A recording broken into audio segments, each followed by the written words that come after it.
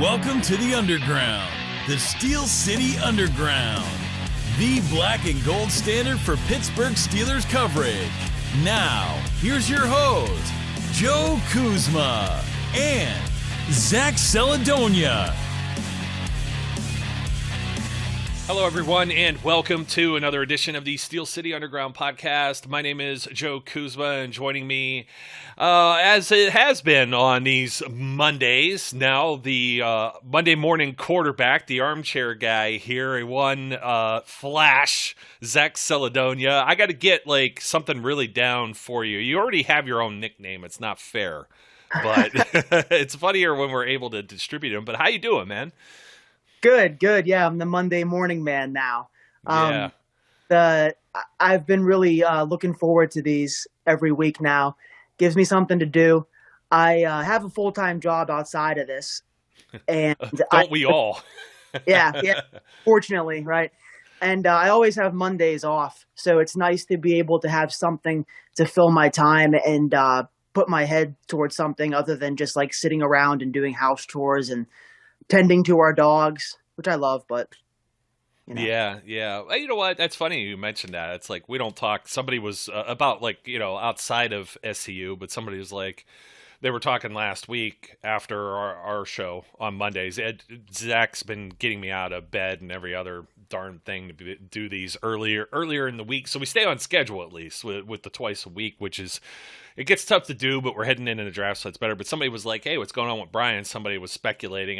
Probably job, work. Yeah, real life it gets in the way of some of the other stuff that we could do for fun or leisure. Even with this, it's I've always treated it with the utmost professionalism and integrity, and we don't get we get sensational. Sometimes it's in fun. I mean, there's just some people that are out there that are just rude and mean and nasty, and just I'm why are you doing a show? Why are you doing this show? But yeah, that tends to be you slid right in here. Although we've been trying to twist your arm to come do this for years, and now I finally got you on here, and definitely happy to have you alongside of me because well, face it, you're my dude. You're here with the coffee. You're the host who likes breakfast, at least. I'll tell you, I made a nice ham steak with my breakfast.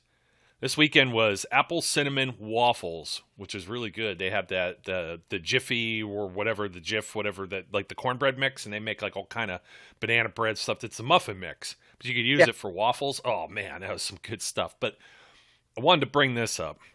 I know you're a McDonald's guy. We didn't talk about this last time because it would have went way too long. Going to annoy everyone with it anyways. Because I know Brian ain't going to talk about it. He's a health food nut now. He's you get to that certain age where you don't want to die. So it's sorry, Brian. I know it's a little harsh, but it's that's what we start to do. You start watching cholesterol and all these other different things. So, kidding aside, Brian's been Brian dropped a ton of weight from when I first met him too. I mean, not that he was morbidly obese or anything like that, but my dude went on a huge fitness thing. So caps off to him. I don't want to knock off the headphones and everything, and I'm only teasing because I'm pretty sure I know he's a Skyline chili guy. So whenever he goes, well, he's originally from Southern Ohio, so it's I know he'll scarf that down, but I know that's also kind of a rarity with whatever. So you and I though. We share similarities here with breakfast. We share similarities with McDonald's. And McDonald's is like crack. There's two things I could eat every day. It's probably either McDonald's or pizza. Yep. I'm happy with pizza, and it seems like there's enough of variety. But how do you feel? It's a little early. Do you do the McDonald's breakfast sometimes, though? I know that the McDonald's breakfast is the thing for some people. I actually been a big McDonald's breakfast guy. It's shocking to people's systems, I'm sure, because they see me on Twitter or wherever else eating my McDonald's for pretty much anything that I can celebrate for. I'll get McDonald's. Oh, it's the weekend, McDonald's. Oh, the Steelers did something fun, McDonald's. Oh, I'm kind of stressed, McDonald's. So I'll get a lot of it, but I haven't taken advantage of the breakfast. And I know that's sacrilege to McDonald's truthers. But it ties into my diet. I mentioned on the other show that I do the fasting thing. So if I'm going to go out and get brunch food or have breakfast, it's usually because I'm going to Pamela's or First Watch or somewhere like that where I can like really go all out. But I don't fault you for liking McDonald's breakfast. You're of the majority. I'm of the minority. Well, I don't usually crawl out of bed. I'm like the, Michael Douglas, the Falling Down. You ever see that movie back in the day? And he goes like absolutely berserk. He's in a McDonald's, and it's like 2 minutes after like 11 o'clock or whatever the breakfast cut off is. And dude's walking around with a briefcase and a tie and like a gun. And he like threatens people to make a McDonald's. That's kind of the way I feel. Like I look it up and it's like, oh man, it's too late already. Or you end up getting in the drive-thru too late and they already like, now they get the digital menus. So now it's not even like back in the day. Like they'd either have to come out and do it or the things started to rotate at one point. They had them on like both sides. And now they just flip it on you and you're like, oh. But that's okay though. That's okay though, because I'll do some chicken nuggets. That's not a problem. McNuggets. They should give you the benefit of the doubt when you're in the line, dude. That goes right along with the whole you should get paid by your job as soon as you start driving to the job because you're technically working. I'm technically in the drive-through, so give me my breakfast. That's why I always used to show up late. It's like, well, not to throw anybody too much under the bus, but one of them used to be it was a salary job, but if you like punched out, like if you were like leaving at like 5:58, you're supposed to leave at 6, or you leave at 6:00, you got like the frown, the stink eye.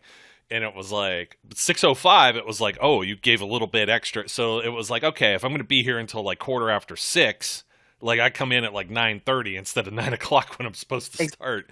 And it's just it was weird how you had to navigate that. And that's because the one boss, he actually wouldn't even roll in till like 11 or 11:30.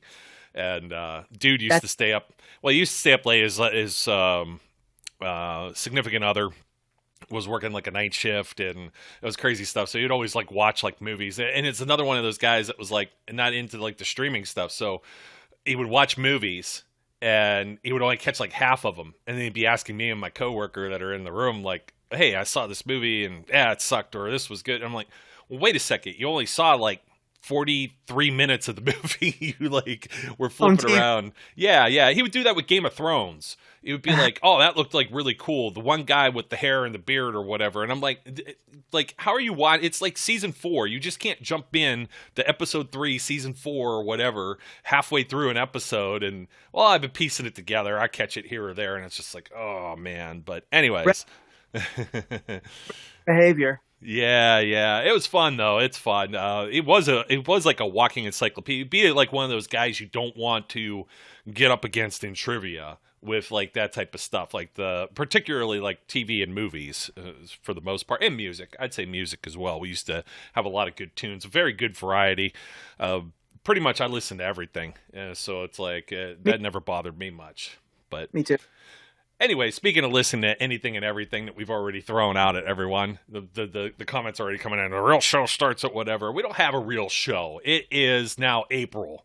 Okay, there might be some draft stuff coming around. We had both. I didn't share this with you yet, but you shared the other one with me. We both love Good Morning Football.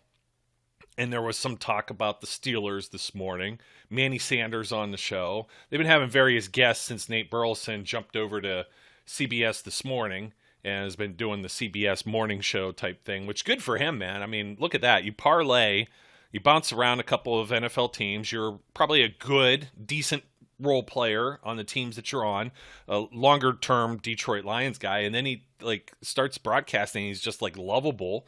And he becomes a permanent fixture there, and then boom, he's like the same thing with Michael Strahan. It's like when he took over with Regis and Kelly. I think it was then Regis and Kelly. It was no longer Regis and Kathy. But anyways, you can tell I don't get up in the morning and watch this stuff.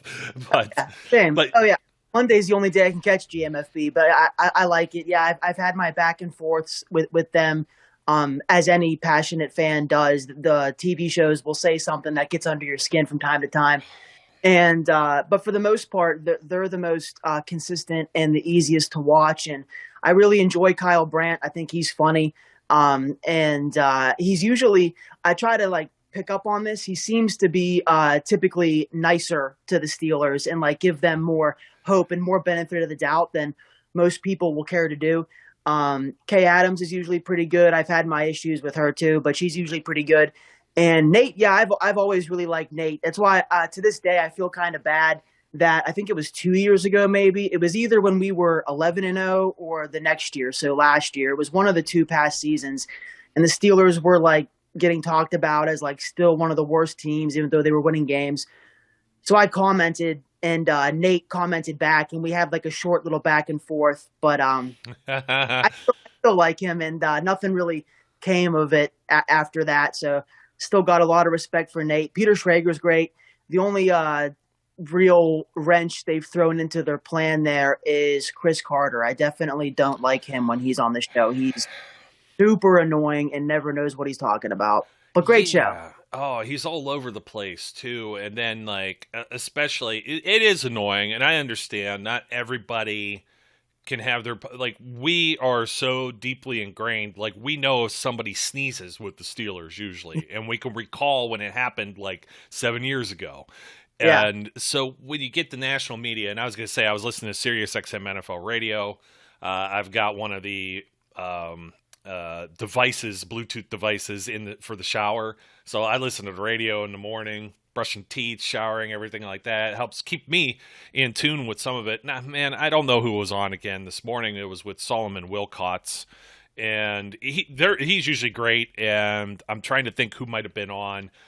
Sometimes it's the morning drive. Sometimes they end up with, I know Bruce Gradkowski's on sometimes in the mornings too, but they were talking about the Steelers, and it got me thinking, and you got thinking too, because the Emmanuel Sanders type talk, and it was whether or not the Steelers are better this year. And by the way, Kyle Brandt, they did a whole WrestleMania thing on Friday, which was a little cringy, where they all came out and did interviews and in character and stuff. And the stand-in for Kay Adams, I can't remember her name, but she was dressed like the Undertaker or whatever. Kyle Brandt comes out with a cutoff shirt and the scepter from the Angry Runs, and he's all oiled up too. Dude is jacked. I'm just like, he looks the part. And they had oh geez, was it Mark Schlereth? I think Mark Schlereth may have been on with that too. And does stuff like, he has his own show, and he does stuff for the Broncos, so it's very possible. He's been a guest on McAfee's show a couple times. Yeah, and speaking of McAfee, that's why I'm still rolling with the wrestling stuff today, post-WrestleMania. Pat McAfee had a pretty big... Oh, yeah. Oh, I saw the highlights. Yeah, it's pretty sick. I mean, I'm not a wrestling guy, but it was looked pretty cool. Yeah, pretty big to do, and there was a lot of beer, and it was funny seeing everybody like Ian Rappaport getting in on this, and you know, a little bit different side of some of the NFL media that usually they don't. Usually everybody's like a closet wrestling fan for the most part, except for Joe Rutter from Pittsburgh, and I'll go back and forth when he's like, hey, is there something else on, like the March Madness tournament? But got me thinking, I'm not going to say are the Steelers better or worse yet, because we still haven't had a draft. And that's where there's a big, huge blank that we need to fill in here. And there isn't enough time because we talk about McDonald's and we didn't even get into the fries. That's going to probably be the next show. It's like 2 large fries, man. That's my thing. Now, I'm not going to say I finish them, but if I don't get 2 larges, it's never enough either, it seems like. I get a large and a medium. That's my go-to. Yeah. I get a large meal, so it comes with the one, and then I'll add a medium on the side with like an extra 10-piece and a McDouble. Usually that's my... Oh, the McDouble is a go-to, man. Man, we can't do this today. I'm telling you. Stop again. There's some good deals in the app too, but yeah, the McNuggets, large fries, and then if I'm feeling a little piggish, like I haven't eaten. Now, you're fasting, so you probably got like a bottomless hole, but I have those days where I don't eat all day. I get busy. It's like, yeah, get me a McDouble too. But we're going to talk offense. We're going to look at some of the positions here. We're going to finally get to some of these things. I know somebody will say something, but I was listening to the other day, and it's just another side story. It was a completely different podcast. It was actually a pro wrestling one. And the guys were talking about, the one guy was talking about wrinkled shirts and how he hates to iron, and this whole big story about how he runs the shower and gets steam and hangs up clothes, but then he did it in a hotel, and then something happened. And it was like his Uber Eats didn't come.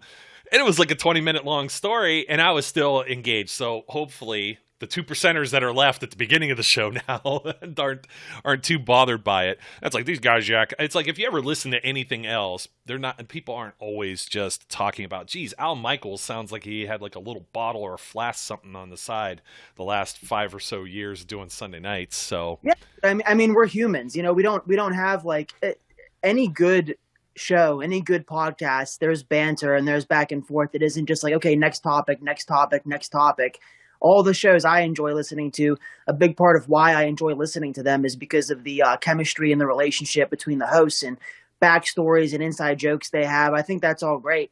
And on top of that, I'm still new, so stop throwing me under the bus with you. This whole talking at the beginning of the show, that's a you and Brian thing. I'm trying to get along to go along because I'm the new guy. No, that's me. Hey, I'm trying to fill some time here, okay? How much can we talk about? You know what? We'll just be like some of the other guys, and we could talk about all the X's and O's of Shawarma Okorafor for about 20 minutes. There you go. Well, you could do that while you watch the paint dry. So, but we will mention Chooks here. We're going to go through some of the positions. It's actually a pretty good area to start, I think, is the offensive line. Because quarterback is just the easy target, right? Yeah. And I am going to bring up quarterback, and that was part of the guys I was listening to on XM radio. But with the offensive line, I think everybody's already kind of like off target here in thinking that the Steelers wouldn't draft an offensive lineman, and I'm not. That's not off my board. We have a mock draft that you terribly upset somebody by criticizing over the weekend, which was very entertaining back and forth. And I love when people come in, you got like your defenders, and the dude was just getting ratioed. He didn't have anybody on his side. But this one I wanted to like really, I think I did shoot some holes in it. I'll protect the guilty here. But they had said that the Steelers had not spent draft capital on their offensive line, and that's why they're in trouble. And I'm you know, high draft picks specifically. And you probably know what I'm talking about. It was in the back rooms. But, again, protect the guilty or the innocent, whichever way you want it. I'm thinking to myself, when the Steelers were a top-ranked offensive line, what first-round pick were they supposed to go and get to sit on the bench behind Marquise Pouncey and David DeCastro, or second-round pick Marcus Gilbert, or the two guys that had absolutely zero draft capital involved, with Ramon Foster and Alejandro Villanueva both being undrafted guys and dudes, and that was still like a solid offensive line. And it's like, just get out of town with some of this, because they've Beecham. Yeah, I've always found Beecham was a 7th round pick. They've always found some guys. I could go way back, and I probably did at one point, but again, that's like, I'm going off of memory. I got names that are flowing through. Obviously, they find like 1 or 2 like anchors or cornerstone guys that are higher round picks, and we already mentioned Pouncey, DeCastro, obviously Dermontti Dawson back in the day, or Alan Faneca. And a lot of times, you look around the NFL, there's 5 starting offensive linemen. They're not always all 5 first-round or second-round picks. Most of these guys end up being late-round picks that blossom or find their way into these positions. And maybe they're just average guys. You can't have studs at every position on the field. The salary cap doesn't allow for it. You might luck out with like a very deep and good draft. That's about as far as it goes. So it kind of ticked me off. I don't think that the Steelers were necessarily planning, based on the contracts that were signed, for Pouncey to retire. They probably had an inkling that he might do that first, but then DeCastro and his ankle being messed up, they had no plans for that. That happened like the day they were reporting for training camp. And I continue to be a broken record on it, but what the heck are you supposed to do? And they have a guy, a 3rd rounder here. They have a core for, so they go in and get free agents, and it's still not good enough for some folks. And maybe it isn't good enough, because I see everybody that's talking about who's going to be the starting center, who is going to start at this position, and it's just kind of driving me crazy. So let's go through a little bit of this. I know I'm getting long-winded, but we talked about Okorafor, for example, and we said we would like him to come back because at least he's consistent. We thought market-wise, people are like, oh, they overpaid. Well, this first year of his contract isn't really an overpayment. Like, if he's just bad, they could cut bait pretty easy and not owe him a whole lot of money. They went out and got James Daniels, who was one of the top mentioned it how many times, one of the top ranked guys in free agency, and they went out and got him. In fact, they did this with like 3 different positions on the team. They went out and got the stud guys, which is not common for the Steelers. Okay, they got like a role player with Mason Cole. And I know Daniels has played center. He's not going I do not think he's playing center for the Steelers. I'd be shocked. You never know. I agree 100%. I sorry to cut you off, but that irks me because I feel the same way. It's great that Daniels has the position flexibility, and it's a good emergency plan for the Steelers to fall back on if Kendrick Green and Mason Cole both suck. I just don't foresee that. I think that Daniel's spot obviously is secure. He's going to start at guard, and then they're going to let Mason Cole and Kendrick Green battle it out for center. And the loser will be the BJ Finney of the team now, who's just going to be first man off the bench. And I know I might be giving Dotson a little too much credit after his sophomore slump, but that's even better for the Steelers, because if Dotson has a rough camp, well, then there you go. You can start Cole, Green, and Daniels in the center, and Dotson can be the BJ Finney. I think they're in a good position with their interior line, and they don't have to force Daniels to be center. That should be the last break glass in case of emergency scenario, or if there's injuries, heaven forbid. But I don't think they need to put Daniels at center. I think he can do guard. And it's funny, dude. The best rookie lineman last year was arguably Creed Humphrey, and I know that stings Steeler fans a little bit, but he was arguably the best rookie lineman, and he was taken in the second round. And I'm still happy we took Freiermuth, because I think he's going to be a top 5 NFL tight end. And when you have a really good tight end, it's like an offense breaker. So I don't regret the Freiermuth pick over Humphrey, even though a lot of people do.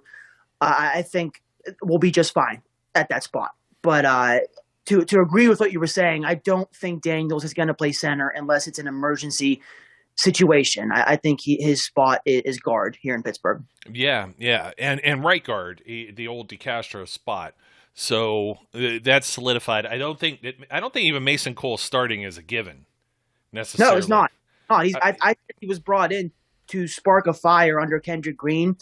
Best case scenario, get him playing really good, or he takes his spot and then Green is backup. I think Green is their ideal starter after they invested the 3rd round pick in him and let him start all year last year. It's very unlike the Steelers to just pull the ripcord on that situation. I think they're going to give him his fair opportunity to keep his center job and then go from there. If Mason's better than him, then so be it. That's a good thing that Mason came in and is good. Yeah. But do you remember Sean Mahan? They cut bait on that guy immediately. It was right before I was an intense fan. My first year watching the Steelers was Super Bowl 40 that year with the bus's last ride.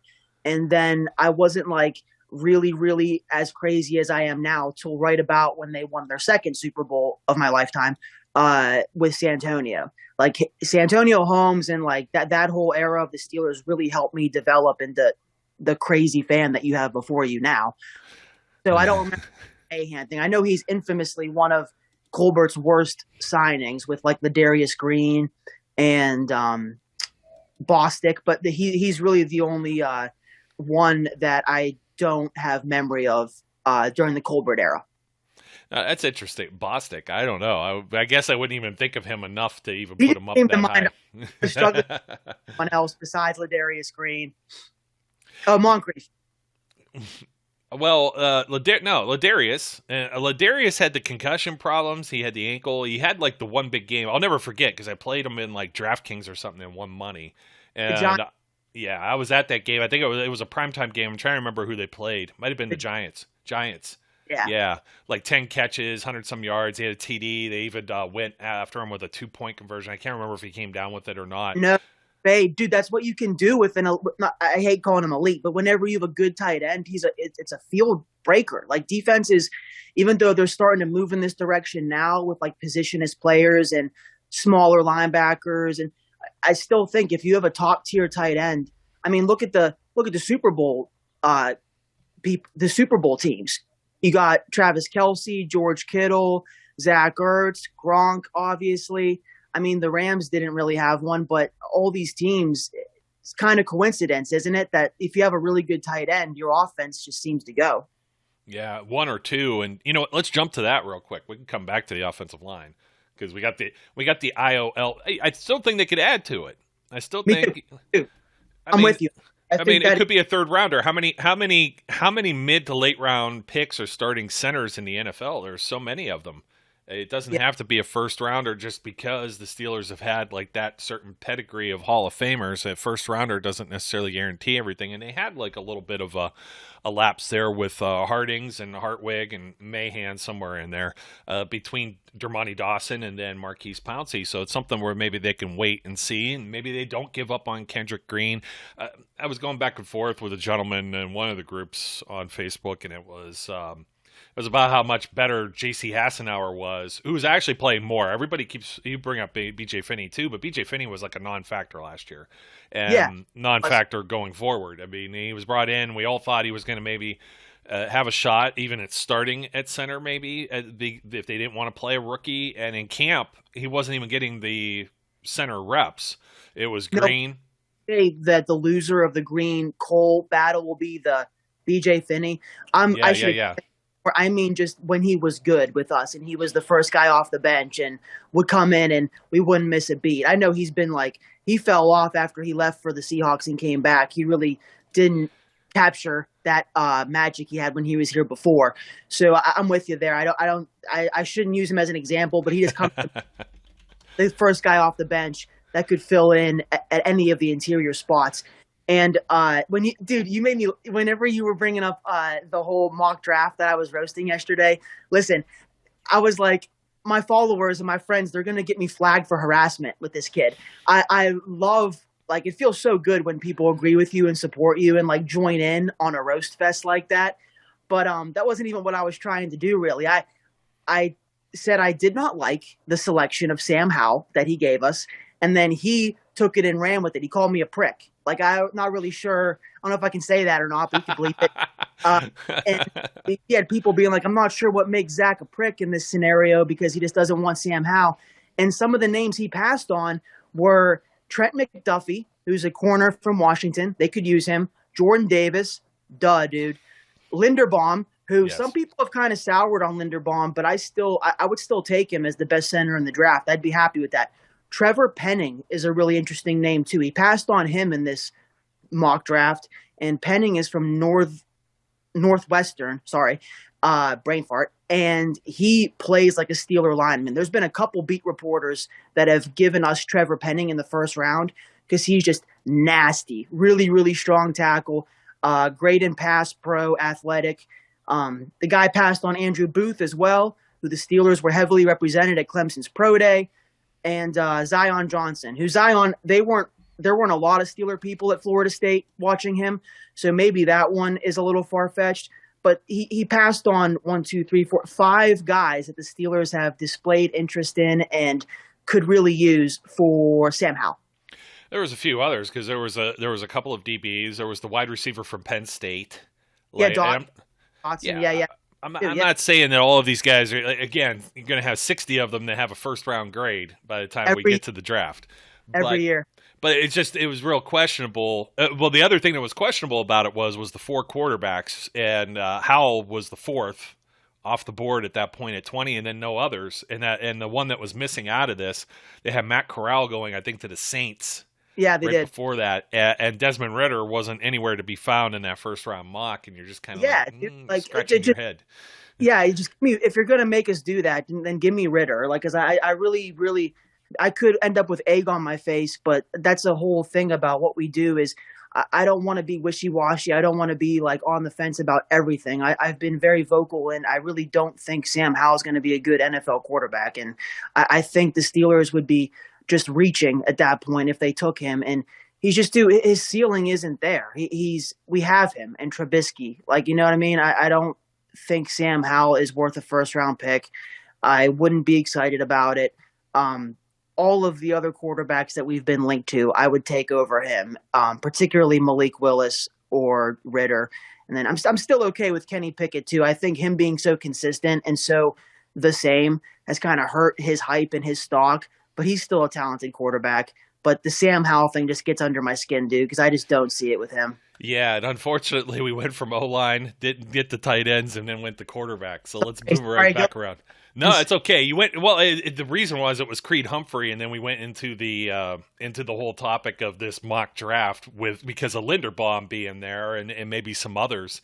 And yeah, possibly. I mean, who's to say they won't maybe upgrade Dan Moore? Obviously, they got him in the 4th round, thinking he'd be a value. I think all of these players will be better in year 2. Playing as a rookie is always rough, no matter the position. I mean, who doesn't think Najee Harris or Pat Freiermuth are going to have better seasons, second years? You know what I mean? And I really like Dan Moore a lot, and I need to catch myself though, because I'm doing what I did with Dotson. I really like Dan Moore, and I love his development. I can't tell you how many times I have told friends, like, dude, he shut down Myles Garrett in the last game. Like, he's got the look and the style of a franchise left tackle, and his development was encouraging. But I have to temper my expectations because Dotson looked great as a rookie, and then his whole scenario happened. So hopefully they upgrade Dan Moore, but you're exactly right. They could upgrade him with Trevor Penning from Northwestern or Chooks too. You know, neither of them are safe, but I definitely like Moore. I like Moore ceiling a lot, but like you said, they can upgrade. Yeah, and for that reason, you saw Hassenauer, and we saw maybe Kendrick Green was playing with an injury. We saw bad snaps. You're already out on the guy. We don't know that they're out on the guy. Maybe they will be out on the guy. Kevin Colbert, I believe it was Colbert, not Tomlin. It was one of them were asked that previous week with the team owners and the AFC dinner and everything like that. And I know Colbert wasn't there, but he still did an interview. I think he did a Zoom or something like that. And he was asked, and I believe it was Colbert, but forgive me if it wasn't, but specifically about Kendrick Green maybe playing guard. And they didn't shut that down. They said, yeah, that's a possibility that we might look into, or we did look into, or something. You know, it was one of these cleverly phrased things like that was Tomlin. Tomlin said that he's open to it. Colbert said like a month prior that they didn't want to just give up on him at center. So they're saying the same thing. That's possible, but we're still going to see him at center. But yeah, it's possible. So they're saying the same thing. Yeah, it would seem awkward to me that you just pull the guy completely out of the lineup. But then again, that's why they signed Mason Cole, who has position flexibility. Maybe they are sour on Dotson. We alluded to that as soon as they signed both of Cole and Daniels. And let me see who else is still sitting back here. So Hassenauer is still there. He can play guard or center, but it's not the guy you want to see there. LeGlue flashed a little bit as a undrafted guy. Joe Haig is still around who can play swing tackle. So there's still a few pieces there. I know they brought Chaz Green back. I was never very high on Chaz Green, unfortunately. I still think they will add to this group, and they may add to it twice. I mean, it's going to be – they're in a position here where I don't think, especially on the offensive side of the ball versus when we do the defensive side in the future, they're aside from what? Najee Harris, there's not going to be like any position battle for him or Pat Freiermuth. But, I mean, you're looking at quarterback, the offensive lineman, and probably everyone that's a wide receiver battling for some playing time aside from Deontay, maybe even Chase Claypool if if things aren't working out for him. He scored a bunch of touchdowns. I want to say his freshman year, his rookie season, and that like raises your expectations for the guy. But usually this is about the trajectory of where the wide receivers are, where you're getting into year 3 now and you're expecting something bigger. So we'll see what happens with him. But I think they could add to the offensive line. And like you said, Creed Humphrey, 2nd round, maybe Linderbaum. I hear the short arms thing a lot with Linderbaum. You never know. That would be a total classic Steelers thing where he drops into the 2nd round and they say, nah, we can't pass on this guy because it goes somewhere else in the 1st. Tight end, I don't know. I don't think they draft or add anybody to this group. I think it's going to be a lot of the same where they have their starter. They didn't really go out and try and acquire anyone in free agency. You know, Eric Ebron's floating around out there. I don't know that they would bring him back. He's been dinged. It's tough when a guy's not available, aside from dropping passes here or there. It leaves a bad taste in your mouth and that when he is available and he doesn't play well. But Freiermuth's he's your starter. He's your star in the making, hopefully. He made a lot of catches last season that won the Steelers games. So if they don't take him, maybe they don't make the playoffs. And that's the argument you got to make versus, they were looking at Green to be something different that maybe he isn't. Zach Gentry ascended. He's my Matt Spaeth Jr. right here. He's the next Matt Spaeth. He's a guy that blocks, but he's got better. He's got a little bit better of running routes and gets a little bit more opportunities. He's like Matt Spaeth, but even he's a little bit better. I get excited when the ball's in his hand. He goes straight, like he runs downhill, like they say. And he's got good hands. His body's huge. It's really encouraging to see that draft selection of him, like 3 years ago, whenever that was in the 5th round, the Steelers look smart now. He was a slow developer, but he's an impressive tight end too in my books. And that's a big part of why I agree with you that I don't think they're going to draft any tight end. They'll probably sign an undrafted guy, maybe a veteran that gets cut, because they typically like to roll with 3 at least. But because they still have Kevin Rader. Yes, so that's my dude. Okay. I mention all the time. Youngstown State, famous catch against Eastern Washington, who had Cooper Kupp and Samson Ebukam that are both still in the NFL and doing well. Yeah, that was a crazy, crazy game. Look that one up, but I won't bring it up again and be a broken record for the folks, the 2%ers that listen to everything that we have to say. And then Jay Sternberger. That was added as well and got the futures contract. So in those aspects, I think that's a pretty decent room, especially when the tight end 3 is usually a special teamer and or inactive on game days. I don't think they need to add to that, but that gives you kind of a fuller picture of who's blocking for who. And that gets us over to, they got Derek Watt also. We'll throw him in there just to mention his name. I forgot. Dude, Sternberger's got a place in my heart, even though there's about a 0% chance he makes the team. I mock drafted him to us a couple years ago in the 3rd, second. I can't remember, but somewhere, yeah. I remember those guys, I know exactly. And now we could boomerang back to the quarterback room. And, there's always the speculation of the bridge or the gap guy, the words that I hate. And I don't know. I think the Steelers are pretty high on Mitchell. And if they're not, I still think that they have something in their back pocket with Mason. I know that it's like I got my rose-colored or gold-colored glasses on and I'm going to see a certain way. I still don't think he's been as bad as everyone has given him the grief over for the situations he's been in. But do those bad situations now, look at Tim Couch, for example. And I'm not trying to put him up there as a top overall pick, but these guys get ruined with these bad experiences over and over. I get it. Could be the same with Trubisky. That's the argument we're making or trying to hope. You're hearing nothing. Manny Sanders, as we were mentioning earlier, was talking about him because they both played in Buffalo last year. He was talking about him on Good Morning Football.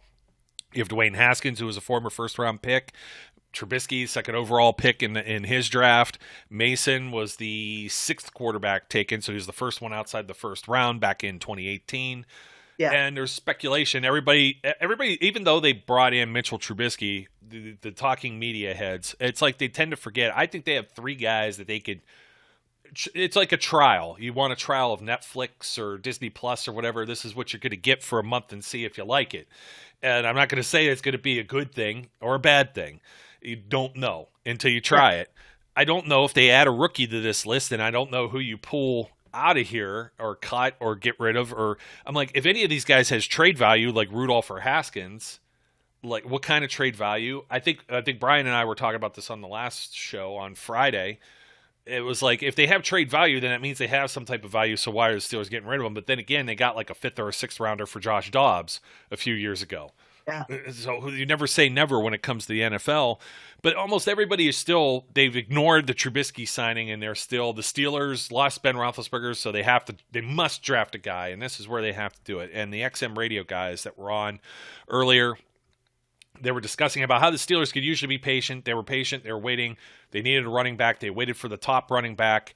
Got Najee Harris. Can they wait for the draft to come to them this year? And a good, solid argument was finally made. And I was like, yes.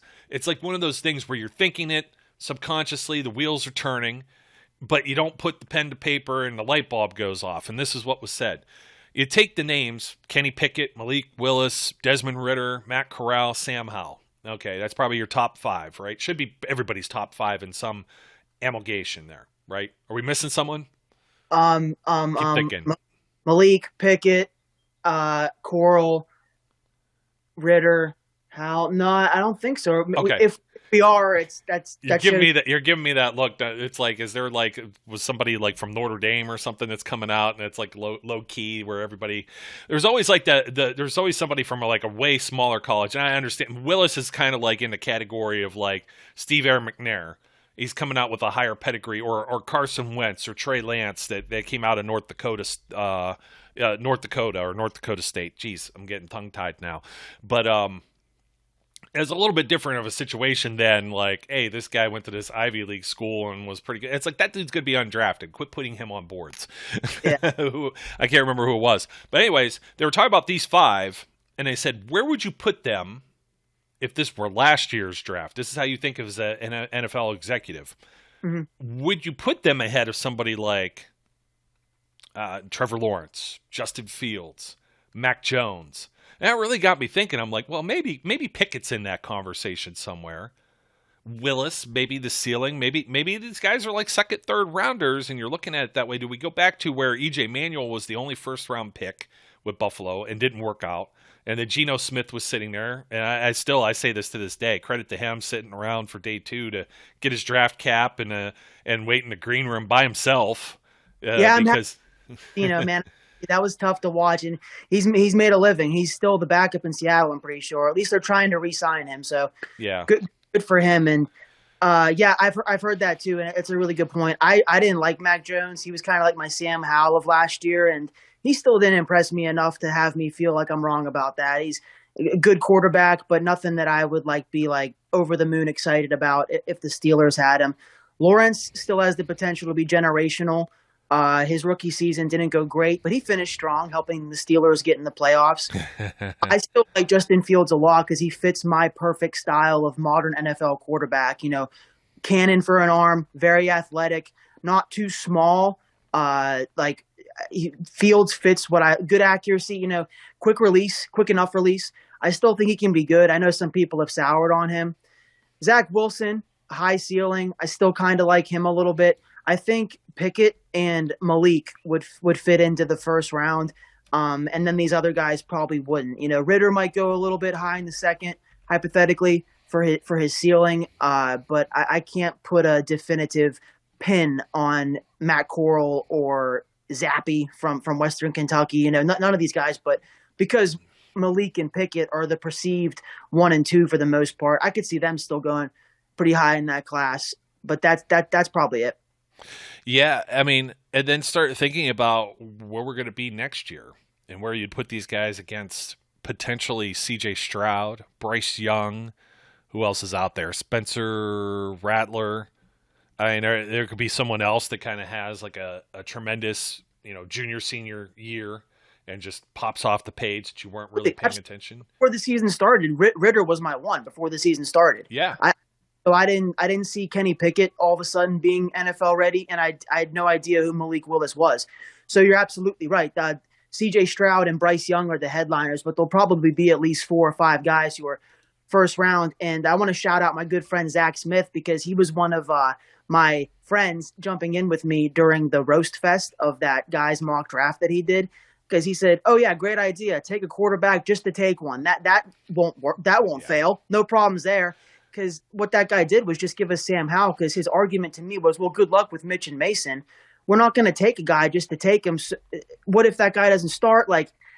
Terrible, terrible strategy. So if Malik Willis and Kenny Pickett are gone and they don't want to take Ritter at 20, I said this on the last show, I'm chilling, dude. I'm so chilling. I'm so fine with best player available every single round this draft. I am more than fine with that, to be honest. And but I got myself excited over the potential of Willis, Pickett, or Ritter. If we get them, I'll be psyched. But if we go best player available, I'm equally psyched. Yeah, one of these shows we'll go through. We'll have some mocks coming too, and I'm going to go through all the teams that maybe they're ahead and have some needs. And you've got teams like the Eagles that have multiple picks, and it's going to get wild. It's going to get crazy. And then you look at who's behind the Steelers, and do they need like a quarterback? Like the Patriots, Packers, Cardinals, Cowboys, Bills, Titans, Buccaneers. Packers have another one, and then the Chiefs have 2 back-to-back, the Tyreek Hill thing. the Bengals and then the Lions, who got one from the Rams. And it's like, well, you could see the Lions with 2 picks, with 2 and 32, but for the most part, most of these teams have already that are behind the Steelers. This is where you go into round 2 with the quarterbacks. I think that it's unless somebody jumps back up into the first round for someone, which they would want to do, because then you get the 5th round option, which is going to be cheaper for you in the long run with the way these quarterback contracts are going. When you're talking about $55 million for Deshaun Watson and all those guarantees, $18 million for Baker Mayfield this year seems like a drop in the bucket when he was a top overall pick. That's why his money's a little higher than where everyone else was.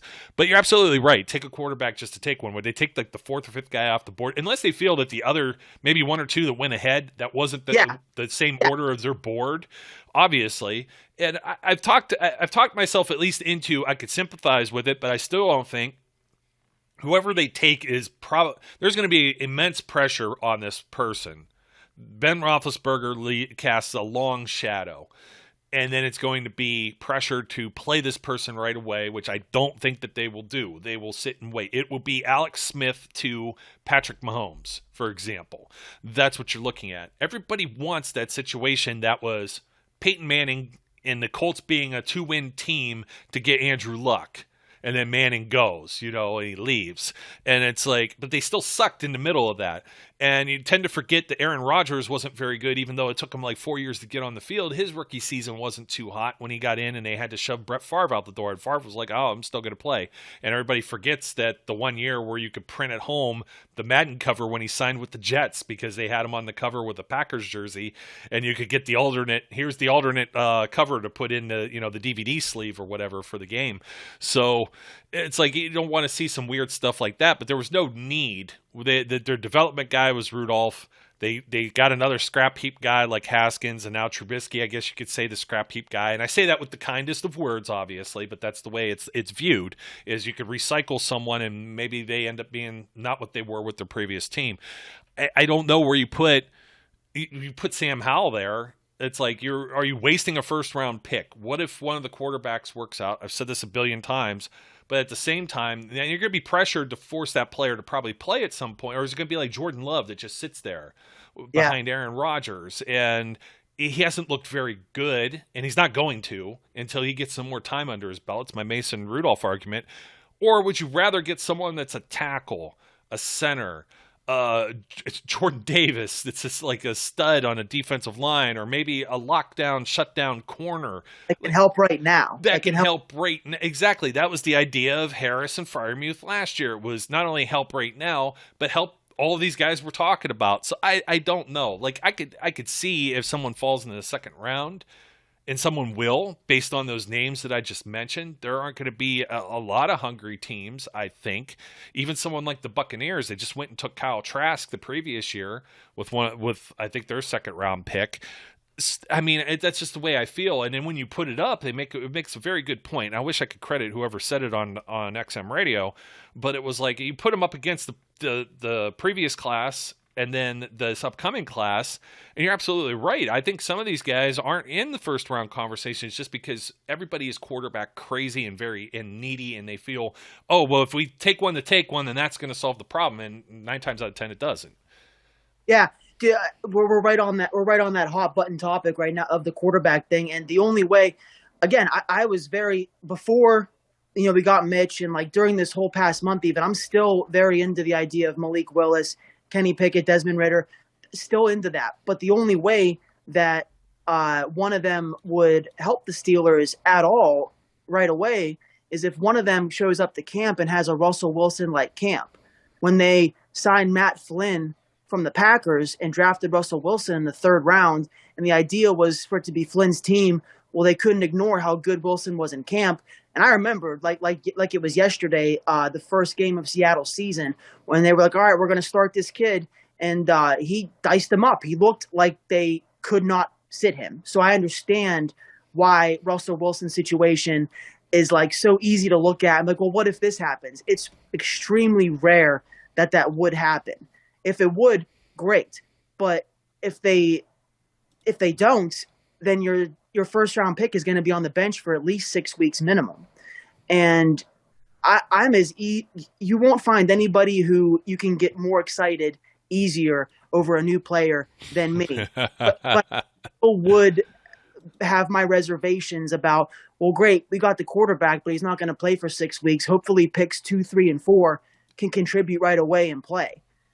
And again, I remember I'm open to quarterback first round, but I got to look at it from a realistic standpoint that if they picked Willis or Ritter in particular, those are two that have extremely high ceilings, but they're also supposed to be not ready just yet. Yeah, pro game being a little different. And then Kenny Pickett's got small hands too, don't forget. Yeah, that's what I heard. But Russell Wilson, okay, Flynn has like a 5-touchdown game with the Packers. He stands in and looks sharp in a scrubby Week 17 game. Doesn't matter. Everybody's sitting, and it's like that inflated his free agent value. It's kind of like, like I said about like a Jimmy G, or who else has been Ryan Mallett, for example, Brock Osweiler, the guys who back up like big names like Tom Brady and Peyton Manning, and then end up being a hill of beans. And you don't see, like I said, Jimmy G's kind of like, I'm still middle road with him, but he only had 94 passes attempts in the NFL before he got traded. It's crazy, but yeah. And then draft. Russell Wilson was considered short. That's why he fell in the 3rd round. You're right. That's rare. That's not going to happen. And because Willis is only 6 foot, right, or 6'1". So yeah, if this was back then, he might have fallen.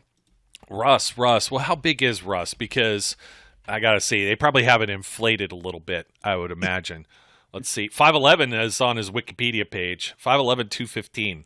Tiny little guy. Little man, leprechaun. I love Russell Wilson. Well, I might not love him anymore. Now he's in the AFC, like I said. But he's one of my favorite guys that didn't play for the Steelers. But Dak Prescott, 4th-round pick. The Cowboys make that move. I think they had extra picks that year as well. But he wasn't supposed to play either. And he had like a bunch of question marks and off-field things. And then Tony Romo was on the team. Yes, Tony Romo. And that ends up being his last year because he gets hurt again. Tony Romo had been made of glass the year before that, too. He came back for that Thanksgiving game and got hurt in it. Yeah. And it was just like, the memes were incredible. It was like, welcome back, Tony Romo. And he's gone. Like, something like that. Yeah. And he was very well paid at his position. And talk about a guy. Here's a guy, Mike Chris Collinsworth, undrafted. Yeah. So you never know. You never know. It's not to say those are still the exceptions. Tom Brady, 6th rounder, everything like that. It's very tough to pinpoint, and that's where it's going to be interesting because do teams try and get in front of the Pittsburgh? Like, is Pittsburgh doing this, knowing that they may force someone's hand to trade up, take a quarterback, and that's one extra spot where maybe somebody else that they're looking at gets closer to pick 20 overall. I just saw Chris Olave got picked at 19 in a mock. The next one I read, we took him, and that'd be a name that's a spot we didn't really touch on much, but receiver that's where I'm headed. Yeah, that's definitely an area they can pick in the 1st round, and that gets under people's skin a little bit. I've had people in my mentions getting all mad at me because they say they never do that, even though when they do, it's been Santonio Holmes and Plexico Burress who worked out, especially Santonio. And that'd be a spot that they could go 1st round and have them contribute immediately. At the very least, they would get on the field. And if he's a 1st-round pick, the Steelers are going to try to make sure that he is in the top 3/top 2 by the end of the season. So I'm very open to receiver in the 1st round, and I'm even more open to it as the draft goes. 2nd round, 3rd round, 4th round, one of those picks needs to be a receiver. And they most certainly almost always find someone in the middle rounds as a receiver. It's the worst kept secret in the NFL. Everybody talks about it every single week. Like, oh, great, there's the Steelers' 3rd-round receiver. I'm sure he'll be awesome. And he usually is.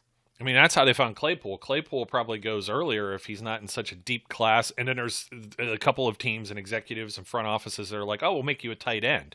And it was like they just have like the complete opposite or bad idea or impression of somebody, and that's how they fall down the boards.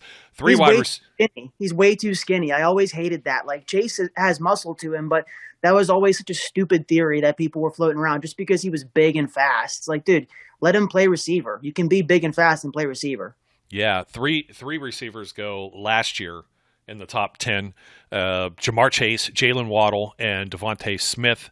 I think you had 5 overall in the 1st round. Kadarius Toney, and then Rashad Bateman. So those are interesting. Bateman probably will be better, as much as I hate to say that, I think with the Ravens, but he was hurt also. same with Tony. When Kadarius Tony, and he was like a little lightning rod for the Giants. I think one game he had like 10 catches or something. So the last position, we're definitely on board. They got to add. We'll go through the wide receivers: Deontay Johnson, Chase Claypool, and then after that, it's like Anthony Miller, Steve Sims, Cody White, Tyler Vaughns, Rico Bussey, Gunnar Olszewski. Gunnar. Yeah, and I mean Gunnar will be there, but they're going to add to this group somehow, some way, even if it's some free agents that come at the tail end. But one of the other hot button topics has always been: are they going to run the wheels off of Najee Harris? And what happens if he were to get hurt? It's always we need to have like a running back 1A and B, and it's very rare. And even when D'Angelo Williams was around, he had kind of like a pitch count to him because dude was like 33 years old or whatever, he was up there. And the reason he was playing at such an age is because he was splitting carries with Jonathan Stewart in Carolina prior to coming to Pittsburgh. So if they were able to find somebody like that, now Marlon Mack just went to the Texans, and you're just like, man. I thought I saw that. I thought I saw that he did go there. I was reading a top 100 list this morning of available guys, and he was on it. But yeah, I'm pretty sure he went to the Texans. There are not many running backs available for the Steelers to sign. Sony Michel is still out there, and he's kind of young. But other than that, that might be a spot that they just try to draft late, or like get an undrafted guy. Maybe wait for a camp casualty. Maybe someone will get cut, because that always happens. So I think they should add a good RB2, but our options are quite limited. Yeah, and I was starting to look up, even in the draft, this is the reason why they went and got Najee Harris last year. I mean, you're looking at you got Breece Hall from Iowa State, Kenneth Walker III, Michigan State, Zamir White, Georgia, Isaiah Spiller, Texas A&M, Brian Robinson from Alabama, Damian Pierce. How many first rounders do you have out of like this group as I start to look through some of the names? Yeah, and imagine they don't bring back James Conner last year, and now you're looking down the gun of running back. Let's say they take Tevin Jenkins, for example, who didn't play a single snap. And that was one of the arguments. Oh, they didn't invest in offensive line, but then the tackles were pretty non-existent for the ones that were taken. Yeah, Jenkins was by far the best one available, and he couldn't play till he might have got on the field very late in the season, but he was hurt for at least over a good half. Excuse me. Yeah, I'm trying to think now. I'm not sure that he ever did. And regardless, the Bears were very much so panned for making that move. Even in the second round. And you can just imagine what the Steelers would have been, what trouble they would have been in. You can put Creed Humphrey out there if you want, but if it's still the rest of the dudes that are out there with Benny Snell, maybe, I don't think it looks much prettier. Now you got Najee. Let's say Benny Snell is your RB2. Is it the worst thing in the world? I still think that he hasn't necessarily. I think we know who he is, but at the same time, it's like they only bring him in when it's short yardage or obvious run situations. And behind what's been a bad offensive line, we've seen him have some games here or there. I mean, do they really I don't know. Like, I would feel comfortable maybe if they do get that free agent, but is there really like the LeGarrette Blount type or the D'Angelo Williams type, or they've had Felix Jones in the past who didn't get a whole lot of carries? I mean, who else are we thinking of? I'm sure there's someone else that I'm missing here. Mewelde Moore, who was like a third down back. Oh, dude, I love Mewelde Moore. No, Mewelde Moore was one of the best Steeler running backs all time. We could do that. But there was Deuce Staley too. Antonio over here, dude. If you look at that play, Ben's throw to the touchdown, Mewelde Moore's wide open, standing by himself on the front pylon. So he could have threw it to Mewelde Moore for the score, but Ben had to make it hard on himself, and he fit it into Santonio. But if you look at the replay, Mewelde Moore is by himself in front of Santonio. Yeah, it's just I look at the running back class, like you said, the free agents are kind of slim pickings unless you want to pull up someone that's got an injury history, but maybe as a backup or a guy that spells Harris a little bit. I know the Steelers do this. This is what they're known to do. They run the wheels off of a bell cow. They're one of the bell cow teams that are out there. Yeah. And I don't know that they're ever going to get away from that, but at the same time, they have to be cognizant of this. So David Johnson, who I used to like, is still floating around out there. Formerly of the Cardinals and the Texans. Yeah, but he's 31 now. It's hard to believe like how quickly And another small college guy, Northern Iowa. Melvin Gordon, he's 29. Melvin Gordon's not coming here. He fired his agent because he's trying to get a good deal. So I don't think he'll come be a backup. I think he's trying to cash in because he's getting up there too and sees his clock dwindling away. Benny Snell, I feel bad for Benny Snell, dude. I add to the crap that he takes on Twitter because sometimes you just like to get in on the fun, and he's an easy target. But I would be it would be stupid of me to not acknowledge that he has had a game or two where he's looked good. He can get going if you get him going downhill. He's not a terrible RB2. I just think with the style that Najee is, the big bruiser, who's also fast and a great receiver, they would benefit from like a scat back type. But I just don't think any are available right this very second. If they can find a guy late in the draft, a free agent, or somebody gets cut, sure. But I think Tariq Cohen is still out there, if I'm not mistaken. He would be a nice compliment for Najee Harris, but I don't know if that's 100% or not because I think he was cut with an injury designation or something. So I don't know what his plan is, but that style of running back, Tariq Cohen, would be a really nice compliment to Najee. I can't believe I'm reading this properly though. That like David Johnson's like 31, of course over the cap. It's just estimated. I don't know if it's like current or what it's going to be for the year for their age, but they're in the ballpark plus or minus here. They round up because Matthew's listed 30 and his birthday's in May. Okay, cool. Peyton Barber, 28. Feels like he's been around forever. But some of the names that are there, like Alex Collins, Latavius Murray. I know some of these guys have already been re-signed and it hasn't been updated, or they've announced and they haven't put pen to paper officially. Giovanni Bernard's going back to the Buccaneers. We mentioned Marlon Mack. There's like Tywan Jones or Sony Michel, Philip Lindsay. These are some of the names that were available in free agency, but then also Kalen Ballage and then Justin Jackson from the Chargers. Yeah, I see his name floated around a little bit. I mean, Ballage, maybe break glass in case of emergency. And then can't believe Jerick McKinnon, 30 years old, man. That one is just that's another one that kind of. Is he available? I'm trying to remember if they made a play at him or if somebody made a play at him or not. I don't see any current news. He would fit that stat back compliment to Najee that I would like, but his age is a little concerning. But as an RB2, I mean, he looked good versus Steelers in the playoffs. I know that. Yeah, I believe he's still a free agent. So, but the problem is he's always hurt.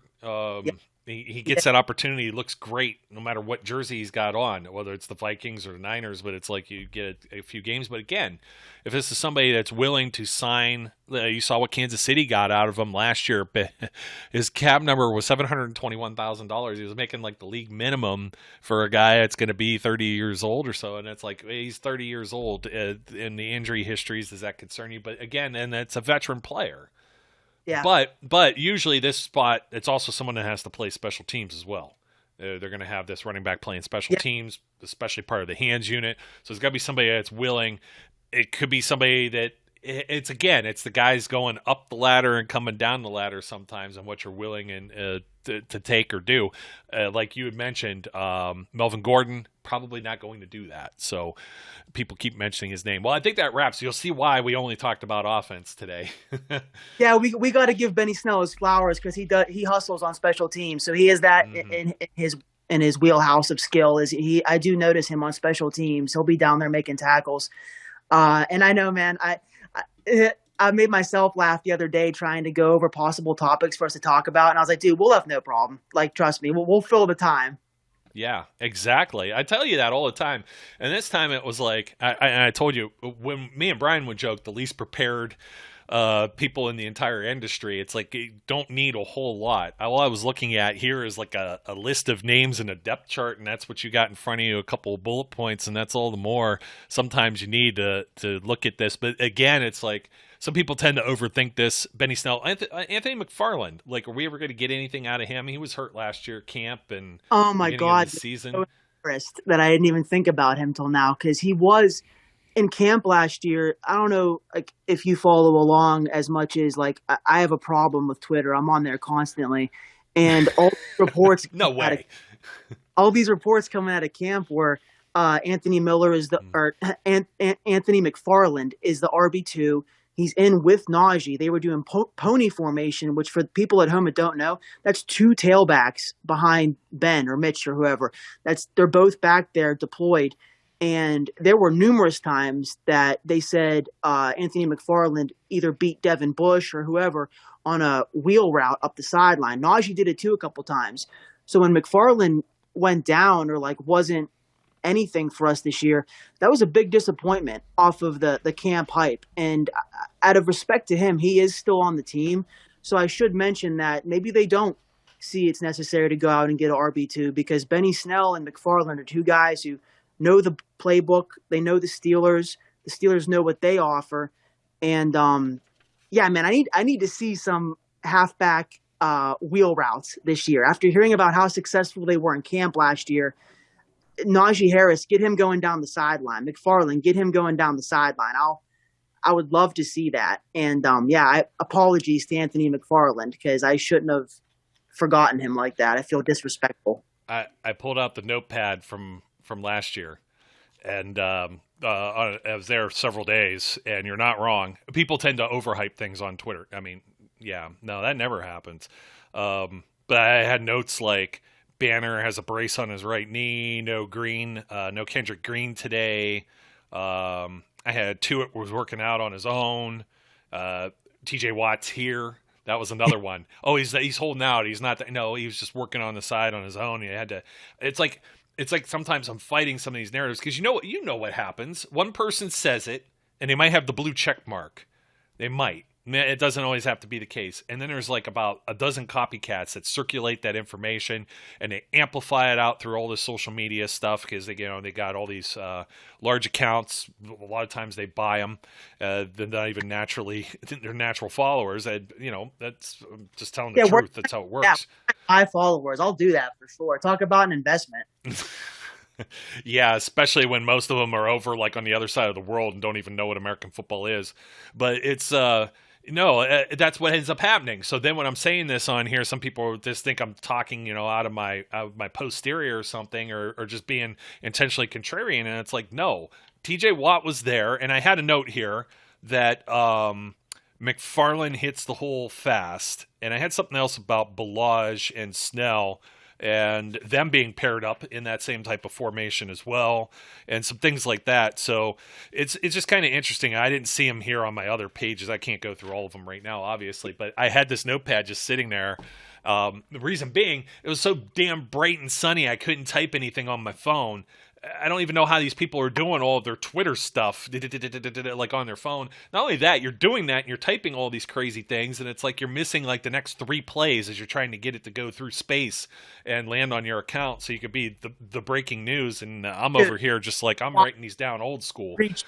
Choir preaching. I know, man. Going to training camp, going to games, even watching the games at home. I got friends and family that are like, how do you know what's happening with the game? Because you never look up from your phone. I'm like, I look up enough. I know what's going on.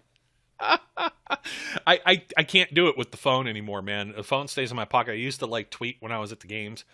Here or there, you might have an injury break or there's a TV timeout stuff, and I see something that's happening, and usually I'll chime in, or I'll just retweet somebody that's in the press box because that's their job.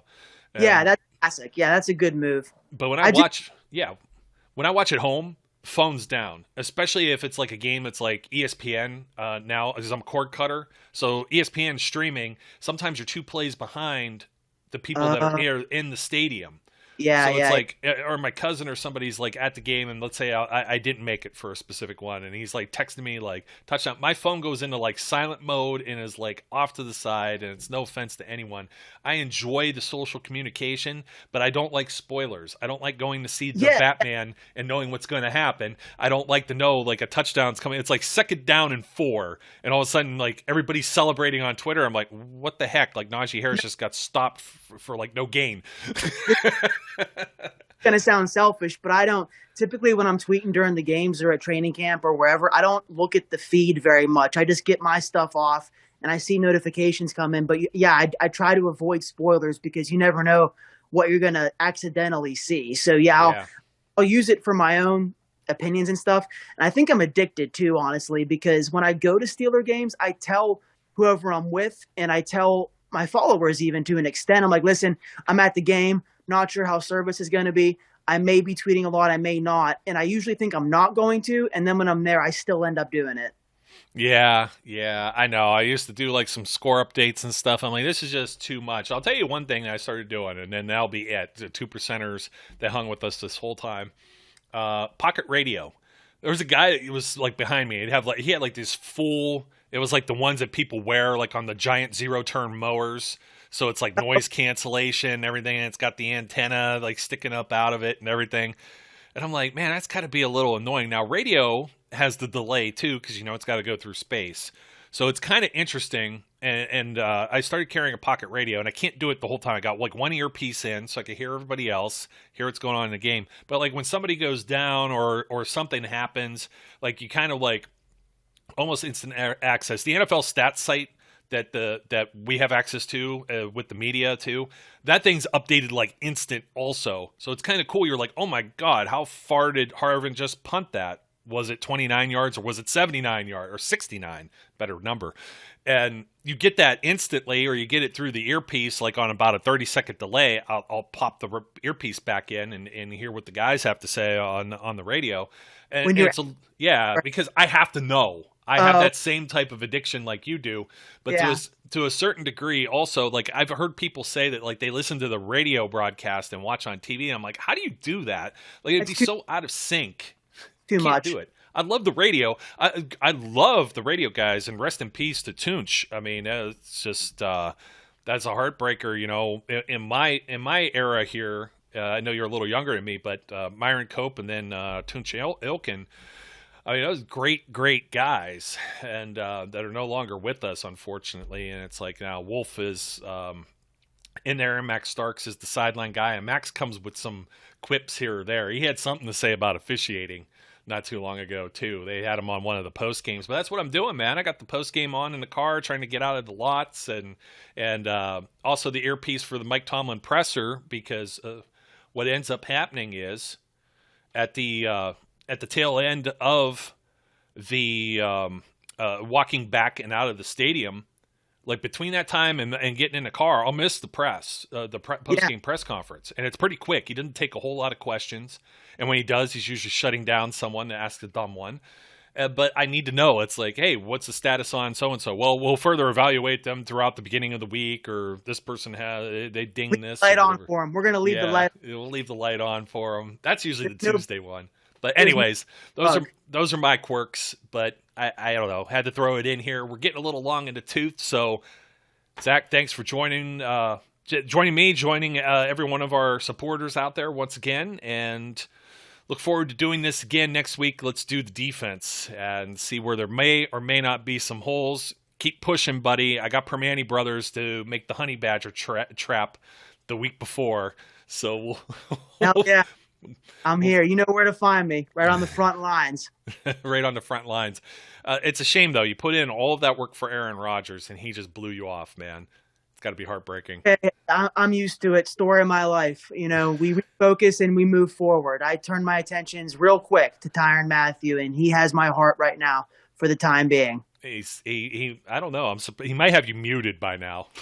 Probably, because he responds to everybody else in his mentions and he doesn't respond to me. But that's good news, because I'd rather him not respond to me than be like, no, dude, I'm not coming to the Steelers. Leave me alone. You're weird. So I'll take silence. He did that, though. He did that with the Ravens. That guy was trying to push the Ravens on him. He was like, nope. And I'm like, that's a good thing. And if you want to, again, over there in the corner somewhere there, follow this gentleman, because he's going to tell you every team that signs another safety that isn't named Tyrann Mathieu. So we're on the Tyrann Mathieu watch. Anyways, I do it for the people. That's right, and that's why you're here. We're doing this. We're giving the people what they want, hopefully. So don't forget to like, comment, and subscribe, and then that way you'll get more of the good stuff. And we'll see where this goes as we're headed towards the NFL draft. Man, just a few short weeks away, finally. We're going to get there. We're going to fill in some blanks, finally. We're always going to be surprised and shocked. Who goes here, who goes where, who trades what, and that'll be exciting. And we'll have some mock drafts coming, and hopefully get Brian to do his insanity one, and then we won't have to talk about anybody else. He'll have everybody on it. So he'll draft a whole new team, especially this year. He'll probably be trading out, like, he'll trade Trubisky, he'll trade Rudolph, he'll trade them all. He'll end up with he'll find a way to get Pickett, Willis, and like Ritter, all three of them somehow. Three-quarterback system. Hey, I'm surprised nobody's tried that yet. We've had Wildcats. Copycat league, baby. I don't know, here or there. Wasn't Mariota on the field the same time with like Carr last year? I want to say for like a snap or two here or there. Some goofy stuff like that happens, but it's like, is anyone really going to cover Derek Carr? Yeah. They tried that with Brady though. He just stood. They tried that with Tom Brady and it didn't work out. So, all right, folks, I already said that. Don't forget to like, comment, and subscribe. Always good to reinforce that. My name's Joe. His name's Zach. Until next time, as always, we encourage everyone out there to be safe, be good, and we'll catch you later. We would like to thank you for listening and remind our listeners to follow us on social media and our website, www.steelcityunderground.com.